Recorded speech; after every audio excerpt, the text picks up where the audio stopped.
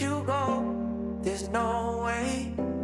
I'm already still burning. So hold me close.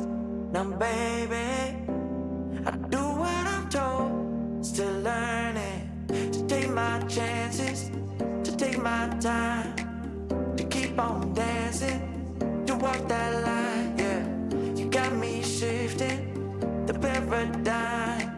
No longer wishing, you're my lucky strike. Love the way you ride. Look into my eyes, say you're ready to go. $1 million life, yeah. We could roll the dice. Act like you're surprised, but you already know.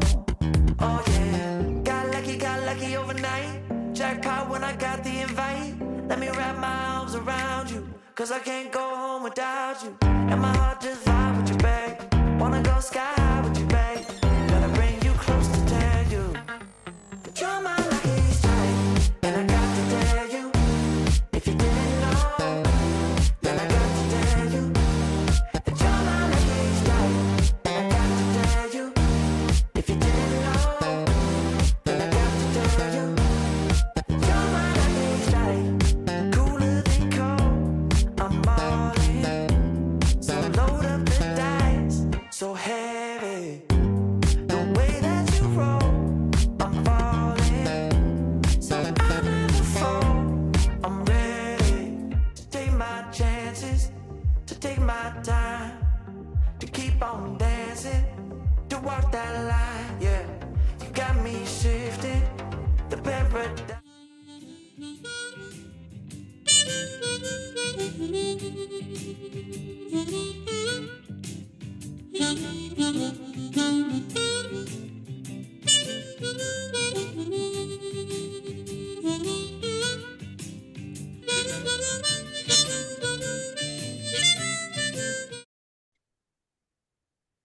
All right, so we are live here on YouTube, and you're not hearing the intro music for the RecPoker Podcast because, oops, there we go. That's me.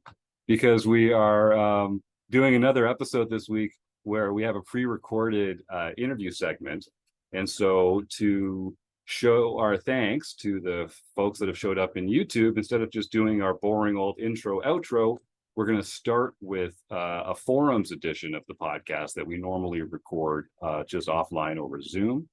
And we'll do that one for you here now. And then we'll jump into the intro and outro for the chats edition. We'll still award a prize, of course. I see that Phil is already here, getting ready to roll a one, or getting ready to get his name in first so that Chris can roll a one. Chris, is there an update on the Daiso cam? Do we have you're muted right now, but before we jump into the show itself. To be perfectly honest, it is as developed as it was in the last episode. Okay. Which I thought it was pretty good. What do you think? Should we try the Daiso cam or should we try Joe's Dungeons and Dragons? I mean, I think Joe's Dungeons and Dragons thing seemed like as nerdy as it could possibly ever get. All right. Well, then, Joe, we'll do that in the second episode that we record tonight, the chat. So you've got some time to get it set up. Kim, thanks for joining us. We're just, we don't have a guest tonight for the show. Well, we're live right now on YouTube. We're going to do another one of those, a quick forums edition first to get us started. And then we'll do the intro and outro for the chats afterwards. So I'm glad you're here. So I guess without further ado, then, we'll get started with the forums edition of the podcast, if that makes sense. No. Hold on. Then this one's all on my time. Here we go.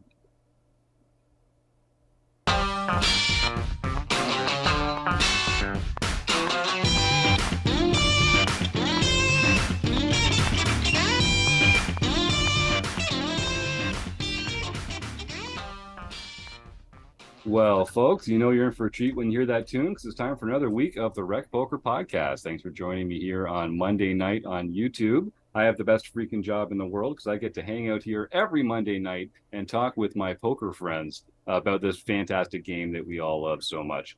My name's Jim Reed. I'll be your host tonight. I'm Bluffsterini in the Home Game Club. And while we've still got Twitter, I'm at RecPoker Jim on Twitter. And if you want to find out more about me and the rest of the Wrecking Crew, you just got to head on over to rec.poker/crew, and you can find out all about those smiling faces. But don't take it from me. You can listen up and hear from a few of them right here tonight on the show. Well, I'm Chris Jones. You can find me 5B5 on Threads or 5x5 in the PokerStars home game. And I'm Joe Coolis. You can find me at JoeCoolPhD on Twitter, cool with a K, or Elvita11 on the home game. And I'm John Somsky. I am Poker Geek MN everywhere. And I'm Keith Brandt, and that's Monkey System everywhere. I'm Kim Kilroy. I'm PetVet33. Most platforms, Fergie56 in the home game, most of the time. That's right. Kim's a jet-setting poker traveling champion, and you never know where she's going to be calling in from week to week. But we've got a packed house here for the Forums edition, which is just how I like it. And of course, I'd be remiss if I didn't thank the Running Aces Hotel, Racetrack, and Casino, because without their support, we probably wouldn't be here right now. Most of what we do here is free, and so we're so appreciative of their support. And by the time people are listening to this, we'll just have wrapped up our last RecPoker road trip to Running Aces, and I'm sure we had a great time, but I don't know exactly what we got up to yet, but I know it was a blast. So this is the Forums edition of the podcast.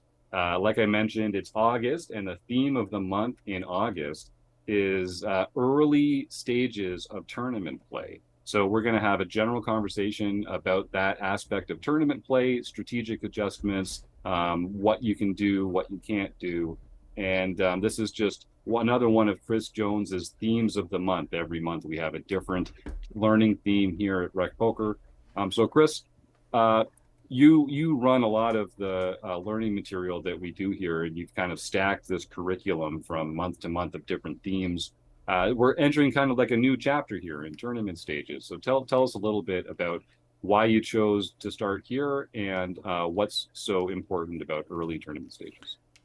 Well, I mean, we've talked about these kind of things off and on at various sort of things. We've talked about ICM. We've talked about, there's certain things. We talked about final tables. But what we're going to do for our next 5 deep dives, so the next 5 months, is we're going to march our way through various tournament stages and really focus on some elements of play, what kind of dynamics change, how we can make adjustments as players. And I think it's really important to recognize that those things happen, that it's not just, there's sort of like 3 things sort of like going on at the same time when we show up at a poker table. There's obviously the immediate kind of thing of like, what kind of cards do I have? What kind of, how does it interact with the board and all that kind of stuff. There's also what kind of players show up around me and how are they approaching their style of play. But I think there's also this sort of like thing that I think maybe is less, some players are very cognizant of it, and I think others are maybe less so, that's governing how we kind of play. And that is, what stage of the tournament are we at? What are some of our incentives and goals, and what kind of things are pushing us to make different kinds of decisions based on where we're at in a tournament? So we're going to look at that piece by piece through the next few months. Yeah, and I'm always struck by kind of this tension early in tournaments, because you have a lot of chips. This is when stacks are deep. And so that, I think, inclines some players to play more speculative hands. But it also is a time when, you don't really want to bust. Or, well, actually, let's unpack that a little bit, because I think some people feel like they don't want to bust early in the tournament. Although I kind of feel like if you're not going to run up a stack and make the money anyway, then I'd kind of rather bust a little earlier rather than put in all those hours and then bust, a few levels before the money gets in. Can we talk just generally, Chris, when it comes to like strategic adjustments? Would you say that you should be playing like looser or wider earlier in the tournaments, or is there a different way of thinking about the way that you should be playing in that stage? I wouldn't really use the words looser. I would use the words different. we're setting ourselves up to play more post-flop poker, where there's going to be multi-street hands much more often. So we need to be cognizant of the kinds of hands we're bringing into those sort of environments, right? And like what that means is, our range is, maybe we're gonna be a little bit looser, but what it ultimately means is that those kind of things are gonna change. Like we're gonna be more open to things like 7-6 of diamonds or 6-5 of diamonds when we're this deep, or set mining becomes much more part of like the kinds of things that we might try to do in these early stages versus like when we're getting down to it on a bubble and there's like stacks are shorter and ICM is kind of coming into play. So it's less about, I think, should I play tighter, should I play looser? It's more about what kinds of hands do I feel like I can go on a play multi-street in a very deep stacked way. It's a lot like thinking about how you might approach a cash game in some ways. There's still tournament elements that we have to consider, but it's certainly closer to cash game play than other parts of kind of tournament play. That's how I'd answer. I'd be curious how anyone else would answer that. Yeah, and I'd love to hear from some other folks on the panel here. It does sound like it's going to be looking for hands that benefit from a larger SPR or a stack to pot ratio that you won't be able to play later in tournaments. Kim, you first, and then Keith, I think. Yeah. One of the things that we went over at the Solve for Why Academy when I was there recently this year was that you don't want to play hands as much in multi-way pots like 7-6 suited, 5-6 suited, because you can just get over flushed on those hands or over straighted on those hands. But you do want to play hands that will make a nutted hand like pairs and suited aces. And, a lot of suited broadways you would probably want to play as well. So I think you're sort of a little bit tighter, but a little bit. So you're not like a lot of people will just call. Someone will raise and they'll call early in a tournament because they have so many chips. And you should probably just play a little bit tighter and either fold or raise instead of just calling, unless your hand can make the nuts, right? So I think people play too many hands early in tournaments. And I also think, when you flop something, the thing is when you flop something like top pair, top kicker, are you comfortable getting in 100 big blinds? Probably not, if that's all you have and all the chips are going in.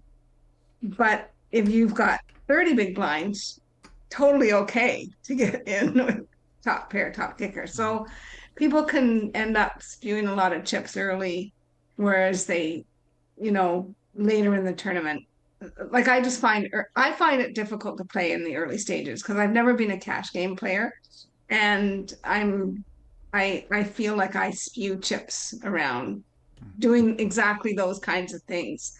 So what they sort of were guiding us to do is instead of calling, just either fold or raise. So if you have king jack offsuit, and instead of calling, just raise. Or if you have queen jack suited, like instead of calling, just raise it, so maybe some more of that we'll see tonight from me. Yeah, I like that. Keith? Yeah, I agree with Kim in that hand selection is pretty important, and you don't want to get stuck in basically playing bingo with the rest of your bingo players that you're sitting there with.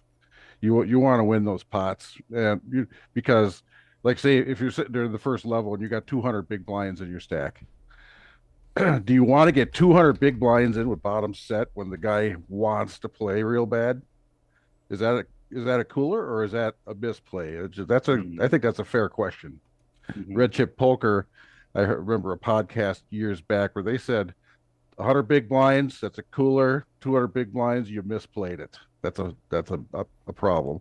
And there's other hands like that that you can get in for 200 big blinds and make a mistake because you have a flush, like Chris said. I think that your most important work in the early stages of a tournament is just watching the other players if you're playing live. Look and see how they see the game. If there's any tells, that's the time to learn about their folding tells, especially if the person on your left is holding his 2 cards a little above the table when he plans to fold, or whatever their tell is. This is the time to do it so that you can take advantage of it later. But I think you will play more hands in the early levels of a tournament than you would in a cash game, even if for, say, 100 big blinds, because the cash game is raked and you don't want to play some marginal type hands. You don't want to get into marginal hands when you're going to have to pay a rake to play them. So you play very tight ranges in a cash game. And the spewier your game, the tighter your ranges need to be. But we're talking about tournaments here, but so that's another point entirely. But yeah, you don't want to sit there and limp behind with 6 other players, so that the dealer says we got 6 players, and out comes the flop, and you're one of those 6. You don't want to get in those situations. That's bingo. Yeah, I really like that point, Keith, about sort of recognizing how interested your opponent is in the hand, and when you're playing big pots, set over set, flush over flush, like Kim was saying there, those kind of spots can come up. And so knowing when to pot control and when to push, it makes a big difference when stacks are deep. And like Chris says, you might not even, when stacks start getting short, how many hands have meaningful betting patterns right through the river when you're starting with 20 or 30 big blinds? It's hardly any of them. So that's another thing about early tournament levels, is arguably there's a bit more of a skill edge to the experienced players, because they have a lot more post-flop play in order to see what mistakes the less experienced players are making and to capitalize on that. So that makes a lot of sense. And Keith, I like your note about sort of taking notes on players and getting a sense of those baselines for the tells that we might use later to find out whether they're strong or weak. I think it was a Solve for Why. Was it Matt at Solve for Why that had that really excellent seminar on different tournament stages and how you get more aggressive in different ones? I'm sure that'll be a theme of what we're going over for the next few months. One of the things that's kind of evolved a little bit is the notion about ICM not being a factor at all in early tournament stages. I know if Rob Washam was here, he would talk about how in their book study recently they've gotten into sort of the fact that ICM is a factor. It's just not a big factor. It's not something that should be impacting your ranges or your sizings as much early in the tournament. But you still don't want to lose. You don't want to lose that bottom chip. It's still valuable.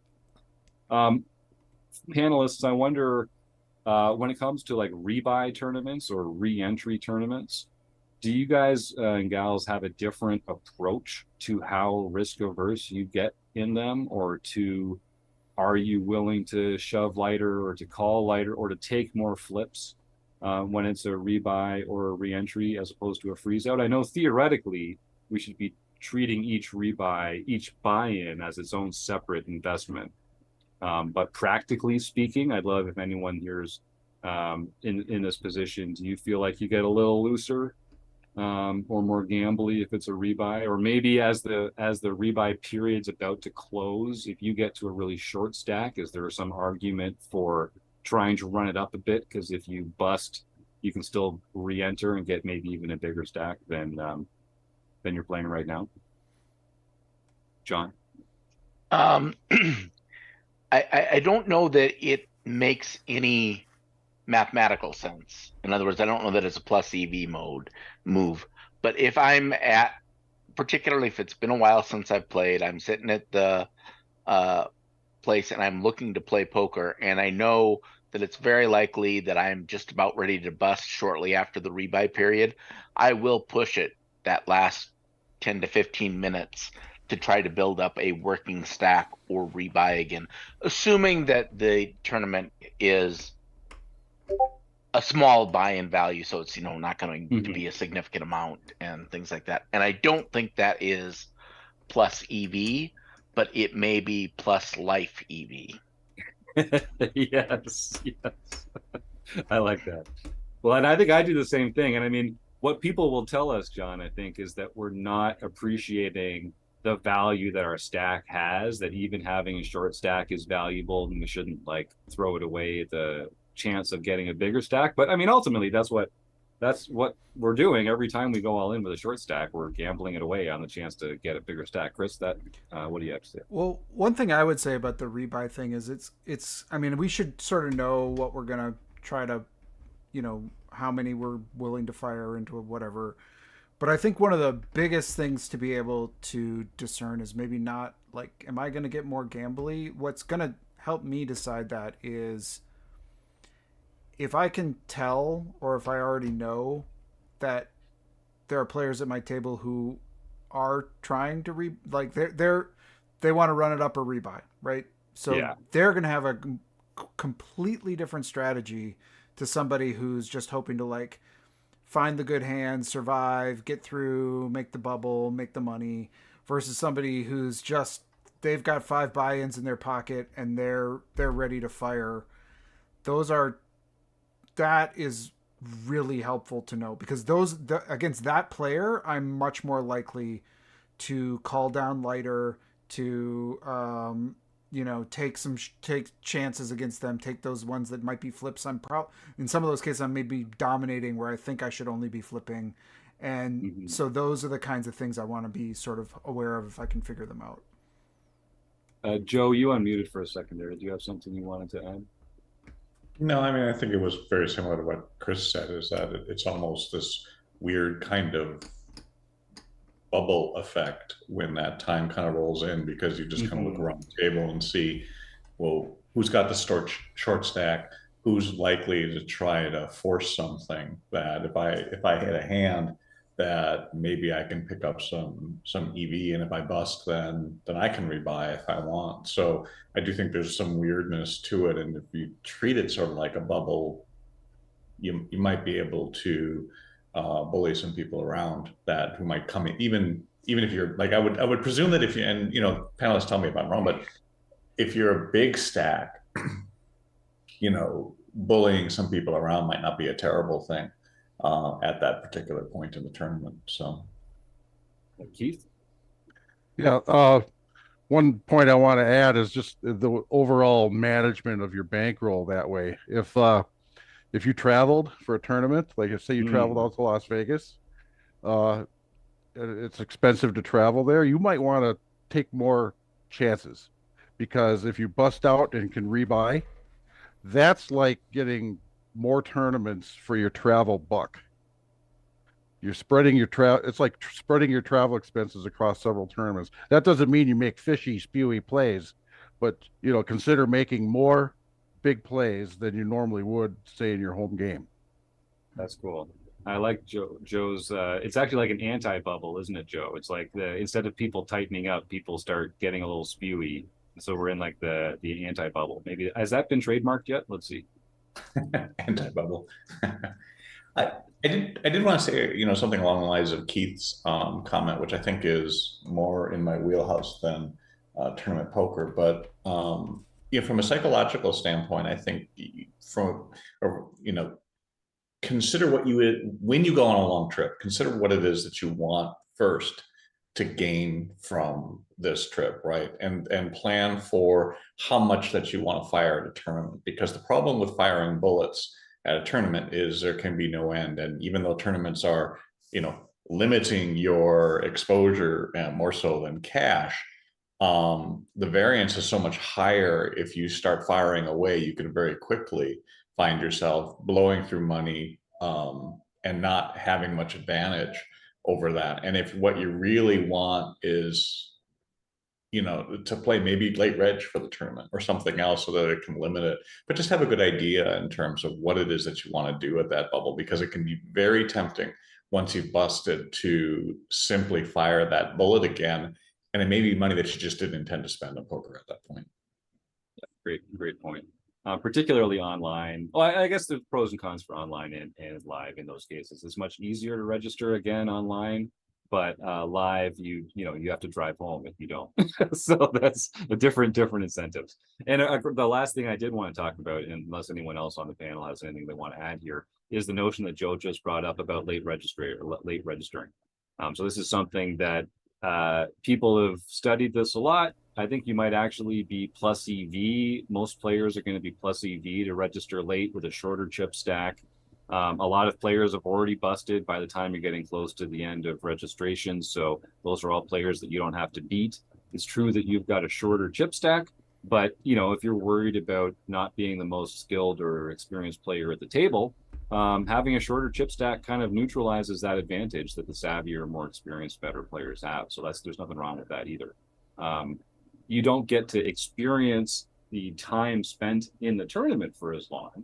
And so something like the main event or some other prestigious thing or one of your first tournaments or something like that, I'd always encourage folks to register on time and enjoy the whole thing. But once you've, played a few tournaments and you're really looking to kind of like improve your hourly rate and, I think there's a lot of arguments for registering late. I know it's become a more sort of strategically sound tactic that a lot of players are using. So that's just the tip of the iceberg. Oh, here, Joe, one more thing before we go. Yeah, I was just going to say that when you're looking on advice online, keep in mind where it's coming from, because I think a lot of times people get very wrapped up in a particular line of advice that doesn't take what Jim was saying into account concerning whether life EV versus financial EV makes sense. Late registering for a tournament means you may not play for very long. But then, for a lot of pros, they're like, well, I'm done. I fired my bullets and I'm done for the day. Whereas if what you're doing, as Keith said, was to drive up and play for a long time, well, that's not going to be very enjoyable for you. And you may want to register more early. So just be very clear in terms of what you want, and then make sure you know when the advice is coming in about late registering, where it's coming from, and what they think your goals are for your poker play. Great clarification, Joe. And we do have one more comment in the chat here from Ben Enslow. Talking deep stack, he says, I get too sticky with those kind of hands like King Jack offsuit and 7-6 suited when I make a pair and I lose chips that way. And that's right. And this is something I want to reinforce to everyone who's playing deep stack poker. One pair is not your friend. And you don't play a hand like, and I know Ben knows this, but just for everyone else who's listening, you don't play 7-6 suited to make a pair. Making a pair is usually a terrible outcome when you when you play 7-6 suited, and that goes for all these kind of middle pair no kicker hands. You really need to crush 2 pair plus for that. That's why you're trying to make straight draws and flush draws that you can play aggressively on future streets.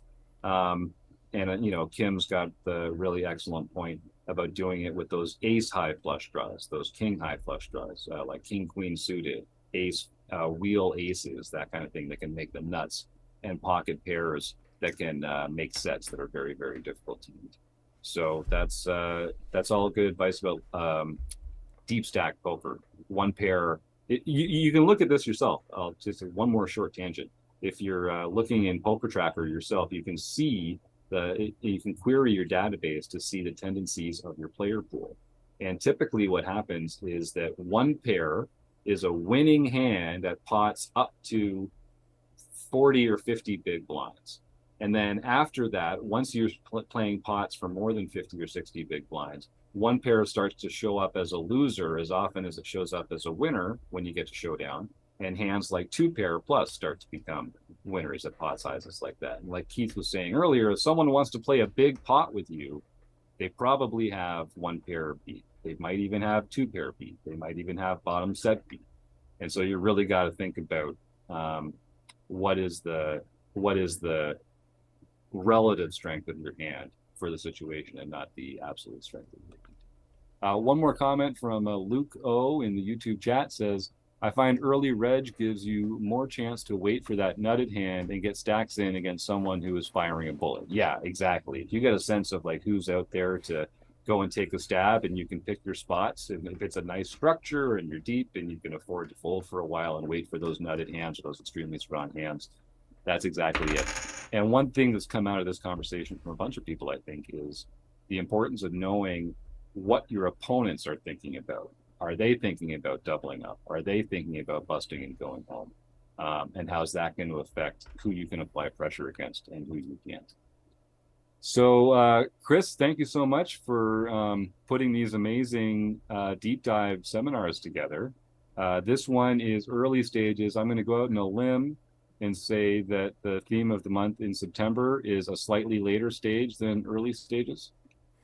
I'm getting the nod. Well, yeah, because wait, I'm so lost on. So is this coming up in no, August is the one we've already put in the can. This is coming out in September, right? Oh yes, sorry, yes. That's so right. then yes, so October will be those next stages of the tournament. All right, and if anyone's listening to this podcast and it didn't come out in the right month, you can send your complaint email to jim@rec.poker.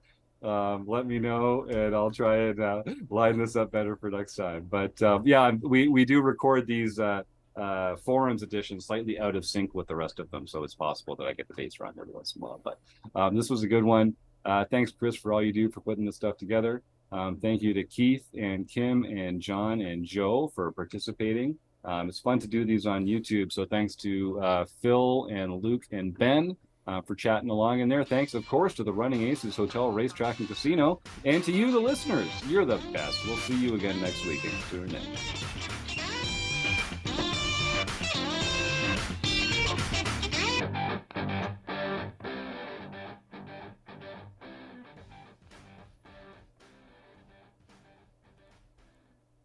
All right. So now we have stopped recording the forums edition of the podcast. But we are still live. But we are still live on YouTube. That's right. Here we are. This is a little Easter egg for the for the YouTube chatters. And now we'll jump into, let's just see if I've actually got this queued up. Yes, I do. Fantastic. See, really taking me behind the curtain here, folks. Now we'll get into here and do the chats edition, where we're going to be talking about some new premium members, the deep dive that's coming up tonight, which is this one, right? The early tournament stages. We're going to be shooting that tonight. So if you're a premium member and you're, yeah, Phil and Joe going at it in the chat, that's actually pretty funny. If you're a premium member and you're watching live tonight, you've got about 45 minutes to sign up to be part of Chris Jones's deep dive seminar, where you can play in a simulated tournament environment and get your play personally reviewed by Chris Jones and none other than Wrecking Crew member Dara O'Kearney.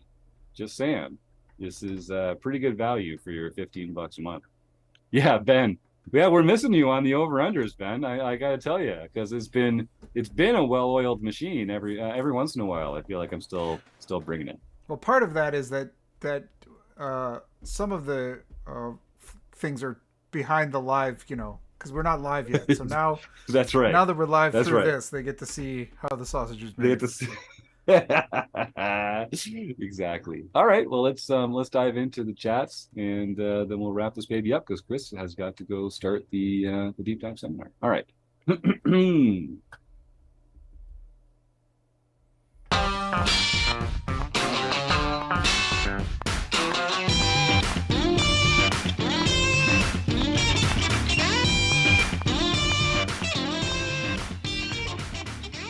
All right, folks, you're in for a treat when you hear that tune. It's time for another week of the RecPoker Podcast. Here we are. It's Monday night. It's 7:30 Eastern on 7:30 p.m. Eastern. That's right. Or as John Somsky likes to say, 6:30 Central Time, the only time zone that matters. My name's Jim Reed. I'm your host because I've got the best freaking job in the world. I get to hang out here on Monday nights, hanging out with my poker friends and watching and talking about this great game of poker that we all love so much. And if you want to find out more about my poker friends and I, you can head on over to rec.poker/crew, because it takes a village, it takes a crew, it takes a group to make the magic happen here at rec.poker. And everyone on the Wrecking Crew is a big part of that effort. So head on over to rec.poker/crew, and you can meet amazing folks like the one and only producing co-host, Chris Jones. Well, I'm Chris Jones. You can find me 5B5 on Threads or 5x5 in the PokerStars home game. I'm Joe Coolis. You can find me on Twitter at JoeCoolPhD, cool with a K. or on the home game at Elvita 11. And I am John Somsky, also known as Poker Geek MN everywhere. And I'm Keith Brandt, and I'm known as Monkey System everywhere. I'm Kim Kilroy. I'm known as PetVet or PetVet33 on most platforms, Fergie56 in the home game. All right. And we're excited to be here just like we are every week, folks. The Wrecking Crew are the magic makers that make it all happen. I'm hearing from Luke in the YouTube chat that it's 10 a.m. Australian Eastern Standard Time. There you go. Yeah, we're starting a little late tonight because we did our forums recording a little earlier. So it's actually 8 p.m. Eastern right now. 10 a.m. Australian Eastern Time from the one and only Luke O'Driscoll. Great to see you here in the chat again, Luke. So we've thanked the Wrecking Crew. We've got to thank our sponsors, the Running Aces Hotel, Racetrack, and Casino. If folks don't know, they're the best. They've been a sponsor of the RecPoker Podcast since day one. But what I'm really excited about is next weekend, if you're listening to this live when it comes out, next weekend we are having our RecPoker road trip to Running Aces. It's going to be on August 4th and 5th.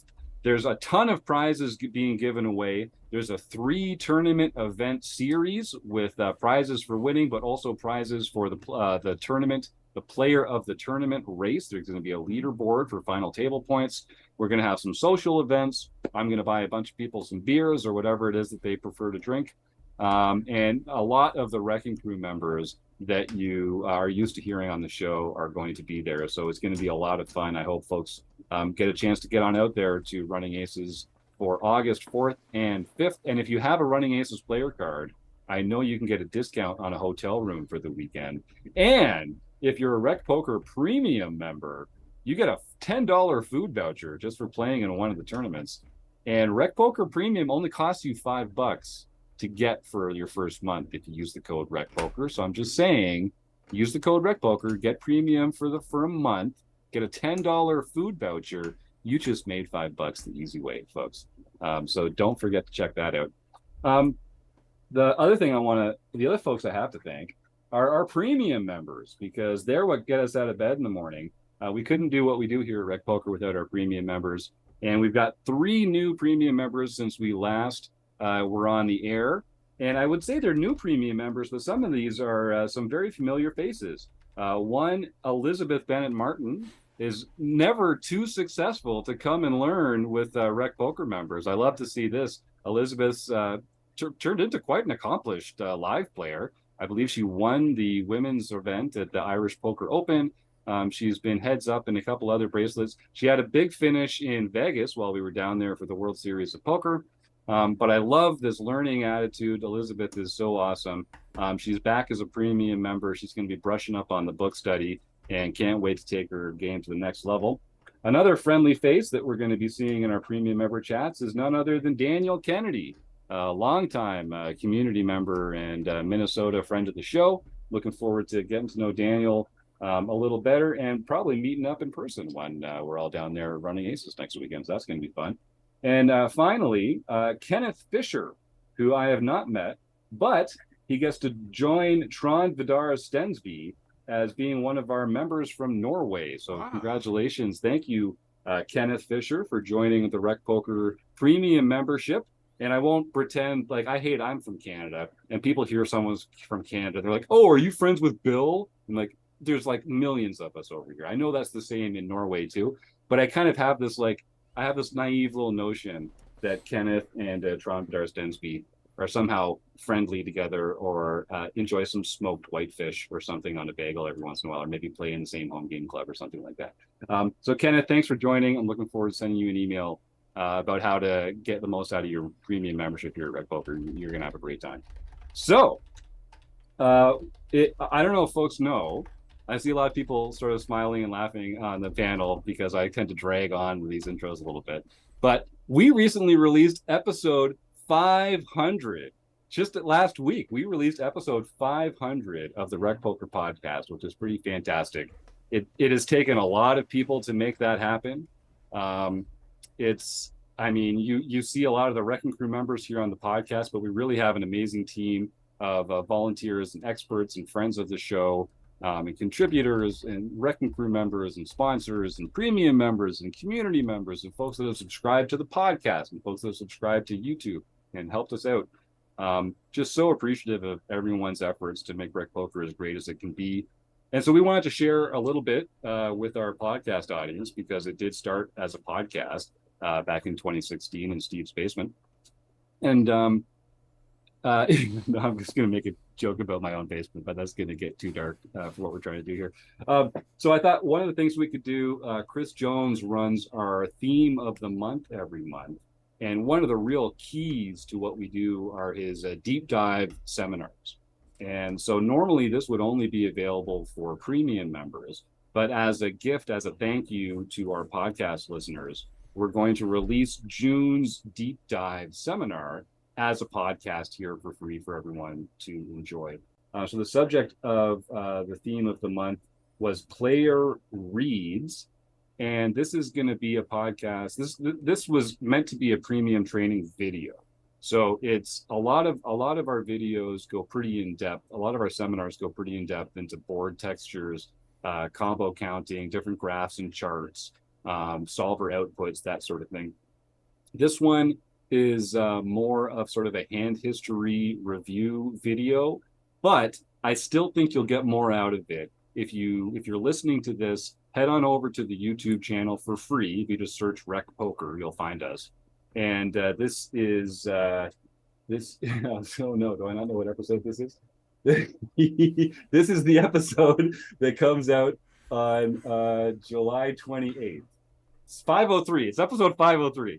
So if you head on over to YouTube, look up episode number 503, and you'll be able to see the video that goes along with this. And I think you'll get more out of it if you do. Chris, do you want to just talk a little bit about the theme of the month, Player Reads, and what you enjoyed about making the seminar this month? Yeah, and I mean, I'll just say, typically this was kind of one of the reasons I thought that this would be good for a podcast is it's a little bit more audio friendly, and it's sort of different than some of the ones we've done where we've typically had these playing sessions, which we sort of work off and like build some learning lessons around how people have approached different spots. This month we didn't have a playing session. There was just too many scheduling conflicts, too many people in Vegas for the World Series. So for that month we did this session on player reads. And basically what we took was, we talked about, well, what kind of things do we look for? What kind of things are we seeing other players at the table do? And it was a panel conversation, so that felt like really kind of welcome and to the audio sort of format as well. But then I brought a few hands where there's like what we would just do in a vacuum with these kind of hands, and then what kinds of things would influence us to make a different decision. There were some hands where I think I took some lines that may be sort of like outside some of the norm, but based on some reads that I had about the players at my table, and we talked about those and whether people thought those were sort of like good ideas or bad ideas, and I thought it was a really good conversation, and I guess that's what I would sort of introduce this as. Nice. Well, I hope folks do enjoy it. And if you like this and you want to get more of it, I'll just say again, RecPoker Premium membership is only $15 a month, and if you use code RecPoker, you can get it for only $5. And I know that we've built up a pretty robust archive now over the last 3 years of not only Chris's deep dive seminars, but our book studies, our amazing Learning with Partners program, where we take little slivers of training material from other training sites out there and show it to our premium members for free. My own Poker Tracker review groups, Kim's hand history review, Keith's soft table tools. We're a few episodes into Joe's poker psyops, Eric's play, explain, and learn. I'm going to forget a couple because, I mean, we have so many things going on here every week at RecPoker. But go think about dropping that $5 and checking out the archive. I think you'll find a lot of valuable stuff there. So without further ado, I think we'll cut to Chris Jones's deep dive for June on player reads. And then when we come back, we'll follow up with some home game results. We'll talk a little more about the RecPoker road trip coming up to Running Aces. We'll give away a prize like we do every week here on the RecPoker Podcast, and it will get on out of here. So without further ado, let's go check out that deep dive. And we're back. We did it, folks. I can't believe it's been an hour and 3 minutes already. The time just flew by. That's what happens when you're working with amazing folks like Chris Jones and the rest of the Wrecking Crew. So thanks, Chris. That was really interesting. And I'm so appreciative that you get to put this together every single month. And Chris does some juggling on these. Chris, do you want to, since we're taking people behind the curtain, do you want to kind of share a little bit about how you're working on 3 seminars at once all the time? Yeah, that it gets confusing. So be like, what's the theme of the month? And I'm like, I don't know. Because we are playing a session usually in a month that then shows up sort of almost 2 months from then. It's sort of like 6 weeks away, but like you play it at the end of the month and it shows up the following month after we do some stuff. There's the stuff we're talking about that month. So we're doing the stuff that we're talking about. We're playing something that's got a future thing, and then I'm shuffling together all the stuff from the previous month to come out for the next month. So it gets a little like confusing. Yeah, but you do a great job, and I only occasionally come by and screw it up. So I think we're running pretty hot, really, as far as these things go. It feels like a win. So let me see. So why don't John? Why don't you start taking us through some home game results? Actually, well, I was going to let you start and interrupt you, but first, let's talk about the Running Aces road trip, because that's like super exciting, and I don't want anyone that's still tuning in to miss this. So August 4th, Friday. Get your butts down to Running Aces, because there's a tournament at 10 a.m. That's going to be a lot of fun. In fact, let me pull up the structure sheet here. But it's going to be Friday. There's one at 10 in the morning, and then there's one at 6 p.m. The 6 p.m. one is actually exclusively available to RecPoker members. So you only need to sign up for a free community account to play, but that will be a condition. It's only for members. That 6 p.m. one is $175, and it's the RecPoker members only freeze out tournament. At 10 a.m.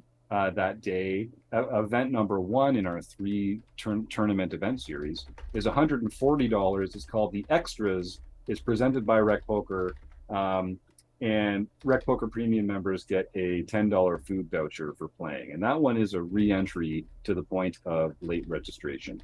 Then on Saturday, at 10 a.m., event number 3 is the Players Special. That's $175. That one is also a re-entry. And then I think we're going to start a RecPoker cash game up on one of the tables, or maybe 2 of the tables after that tournament. Once people start busting that tournament, maybe we'll shoot some fun videos around there. There's going to be a meal break in between all this stuff.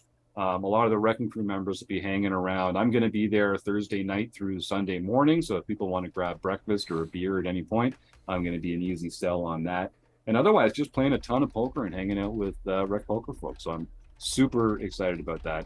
I know we're going to have a great crowd there. So if you're thinking about it, I mean, quit thinking and book the flight or get on the drive or book the hotel. I love these live RecPoker road trips that we're doing. They're so much fun. I think you'll have a lot of fun too. And if you're new to tournament poker, live tournament poker, or cash games, and you're not sure about dipping a toe into it, this is a really fun group to come and experiment with, and to sort of try and see if you like it. We're all gonna have a good time and take it pretty easy on each other, other than at the table. Yeah, Chris, what's going on here? There's a bounty been placed on RecPoker Jim's head in the chat. Well, I think I'll give people one guess as to who's responsible for that. All right, Phil. I'm gonna outplay your bounty. I'm gonna know that there's a bounty on me. I'm gonna adjust my ranges and sizes accordingly. So you can only make me stronger, Phil, by putting that bounty on my head. I think I was going to put a bounty on my own head. I think if anyone takes me out of one of these tournaments, I'm going to give away an article of RecPoker merchandise, a polo or a hoodie or something like that. There will be some other prizes as well for beating other Wrecking Crew members or for doing other fun things over the course of it. Running Aces is going to give a bunch of swag away as well.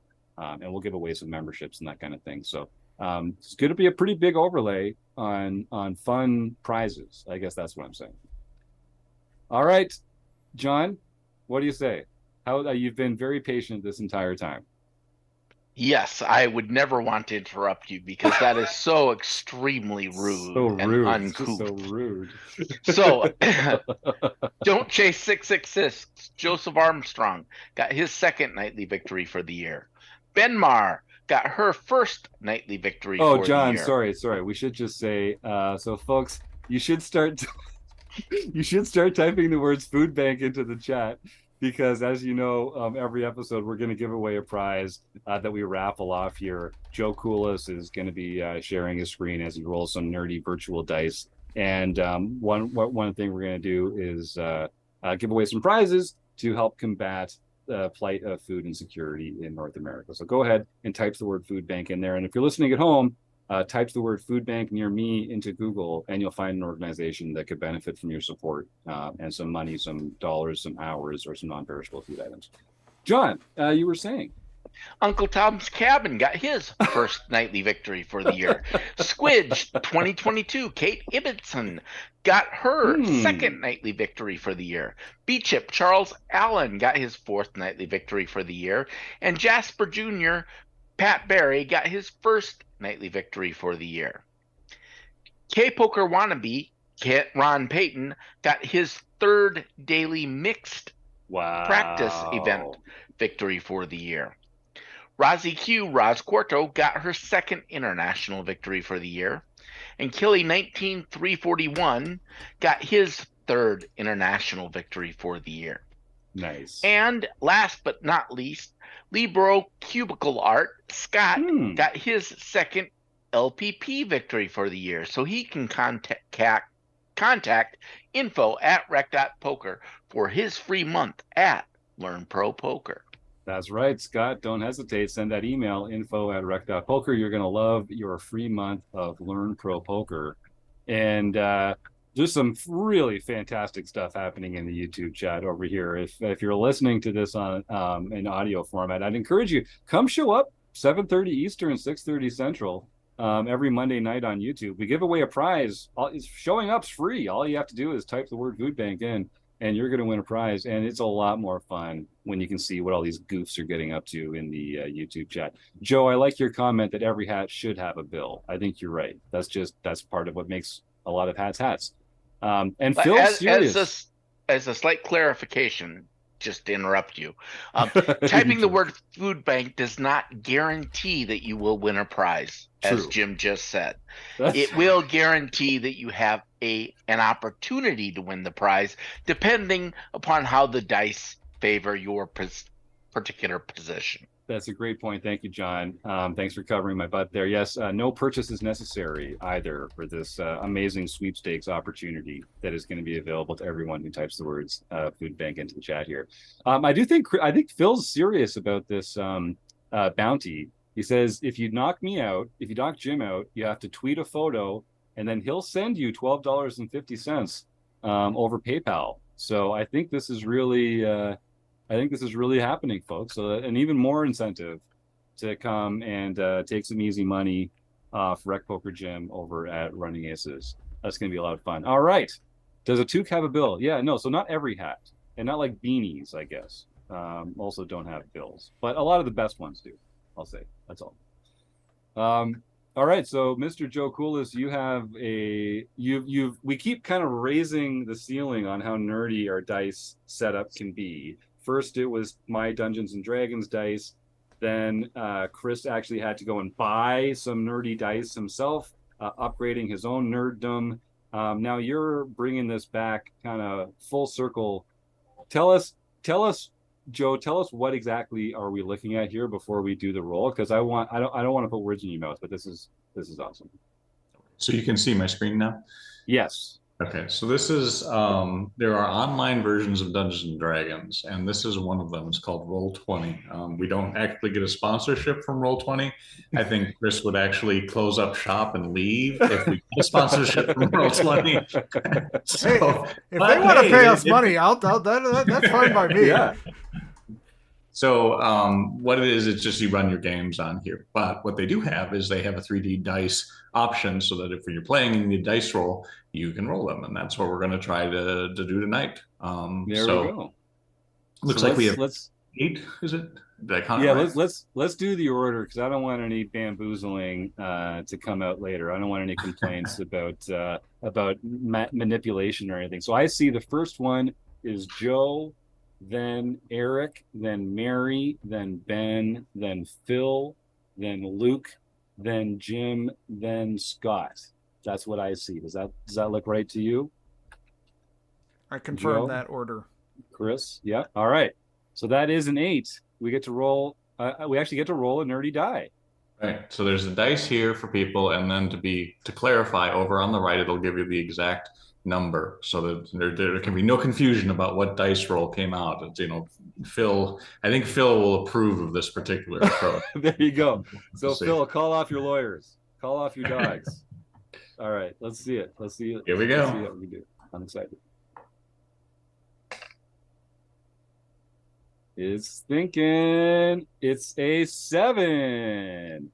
So that's Gibber. Gibber was the second last person in there, the one and only Jim Gibson. I know, Jim, I'll be seeing your friendly face at Running Aces in a week and a half.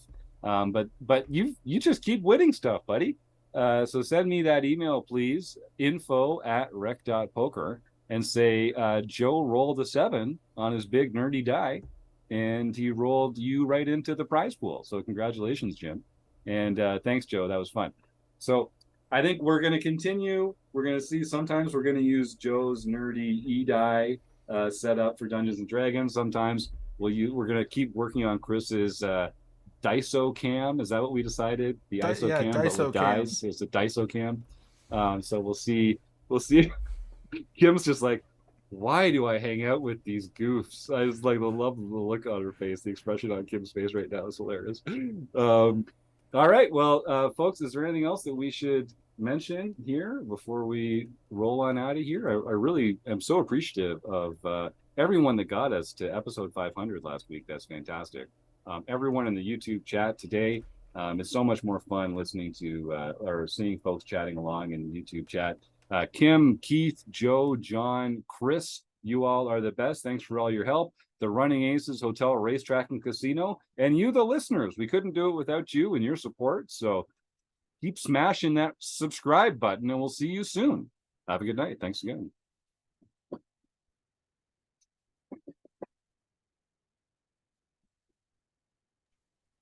You're not sharing your sound. Oh, no. I didn't change it back. Of course.